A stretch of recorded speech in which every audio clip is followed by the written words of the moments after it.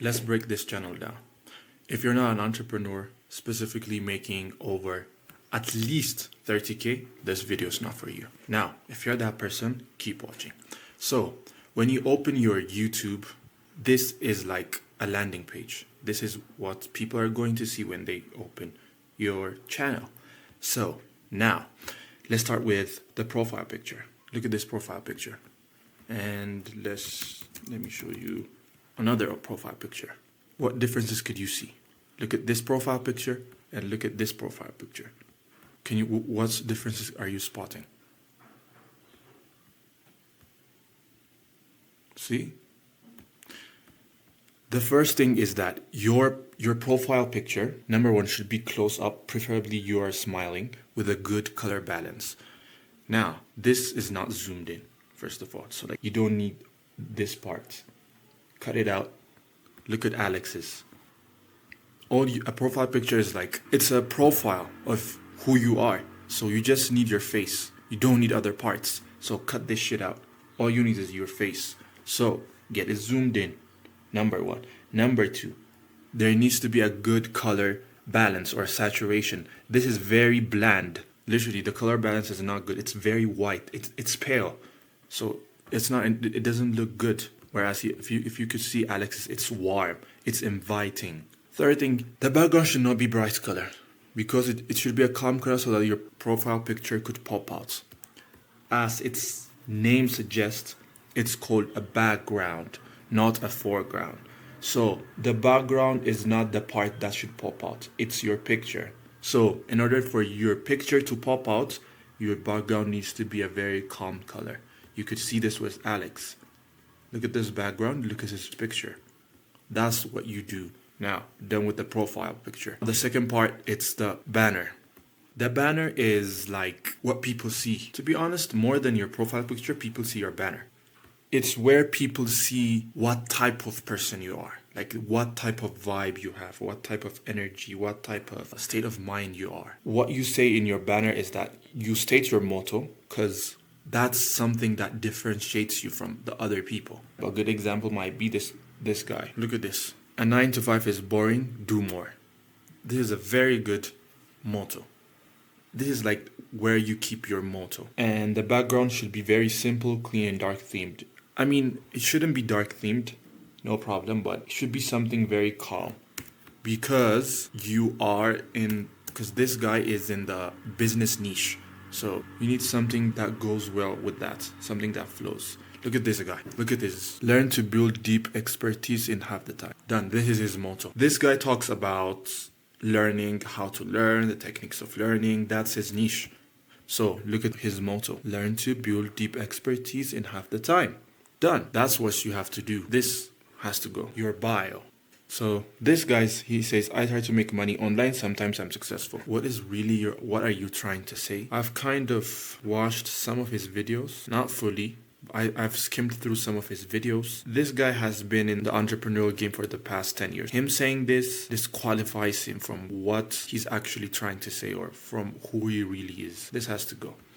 In your bio, state what you do and then give them a reason to watch your content. You state what you do so that people can understand what you're trying to achieve, and then you give them a reason they should watch or your content, or they should subscribe, or they should work with you. For example, you could say, this is what I do. So this is the bio I just wrote.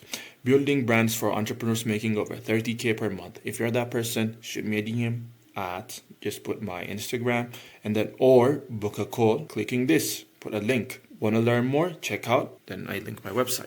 Easy, simple. It doesn't have to be some long ass bio. Like, for example, don't do this, because there's no way people are going to read this. It has to be short, sweet, straight to the point. People do not want to deal with the BS. Now, once the profile picture is done, the banner, the bio. Now, before the bio is done, you need to put your link so that people could connect with you. This guy has put his link to his website. Great. That's one. The other thing you need to keep in mind is your IG or your LinkedIn. Put them right down here so that people could easily connect with you. Because why? Most business owners or entrepreneurs use LinkedIn. And this guy is in the business niche. So his ICP do use LinkedIn. And these are the barrier to get in contact with you through these media is lower than just going to your website. Because anybody could just go onto their IG, DM you, talk with you, you know. But if you put your website, most of the time you're trying to sell them something on that, so they will resist. They won't be willing to get to connect with you through your websites. The other thing we're going to talk about, the idea or the packaging of the video. I've taken the time to repackage this video, a video that took him 20 minutes to cover, into a 5-minute video. And it's going to be a long explanation or breakdown if I have to do it. So I'm trying to keep this video under 7 minutes.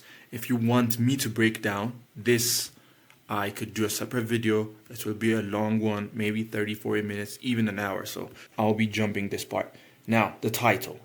When you title your videos, you have to keep in mind there are 3 categories of title. Those are searched, the ones that appear on your feed, and the one you do for your audience. So what do I mean by this? How to do something is always a search. That's an SEO thing. I did this is for your audience. For example, how to boil water, how to build something, how to cook potatoes in 5 different ways, how to do something. They're all search. I boiled water. I surprised my parents with a brand new car. This is for your current audience. If you have a bigger audience, you could do this. Mr. Beast could do this. Bigger channels could do this. Alex or Mosey, for example, in the business niche could do this. How to do something, this works for how-to channels. How to cook, how to fix a car, how to do something. Those are for those types of niches. Now, for our niche, for the business niche, for example, my niche, the best titles are for the suggested ones, the ones that appear on your home feed. Now, his title does fall into that category. The $1 product system, that's outperforming high-ticket funnels. Now, this falls under that category.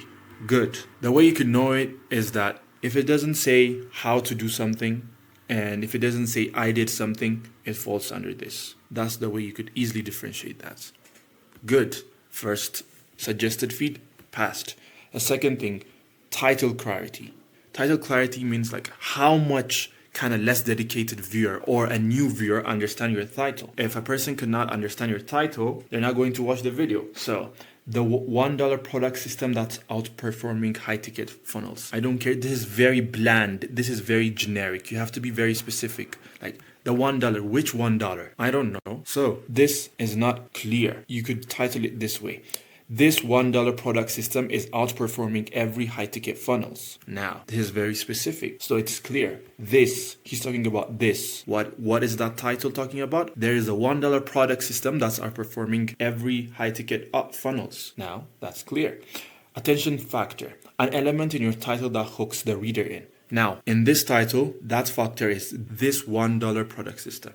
Now I'm intrigued, so I need to watch the video to find out the $1 product system he's talking about. That's attention factor. Engaging language. Engaging language is just juicy words that are very specific to your niche. For example, in this one, high ticket funnels. Only the business niche use these terms, high ticket funnels or the $1 product system. Those are very juicy words that are specific to your niche.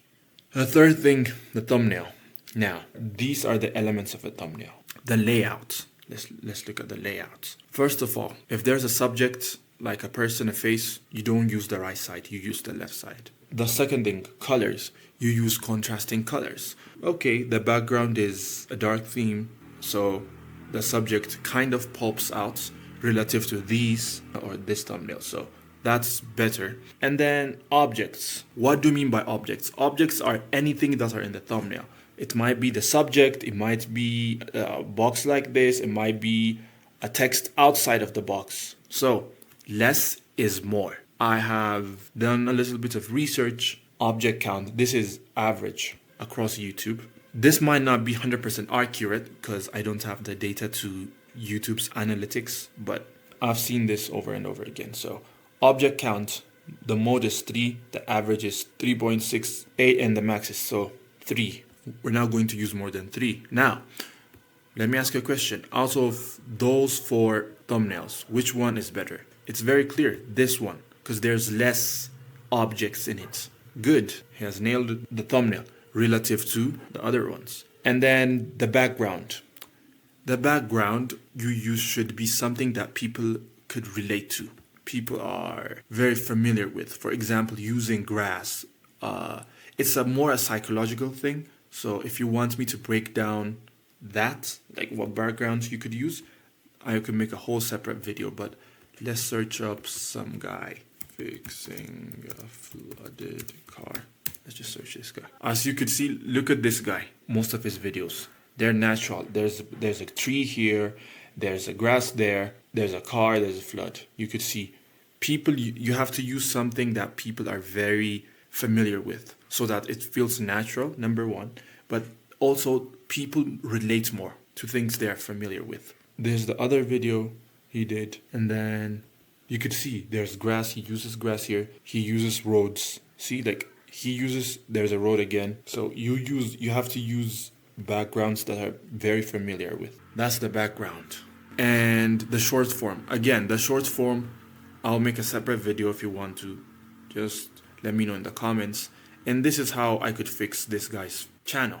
Yeah, I think this guy talks more about funnels and leads. So his bio should be something along those lines because he's expert at that. And there needs to also be a call to action. And if any of you are watching, just go to this guy's channel and then send him this video link. See you next time.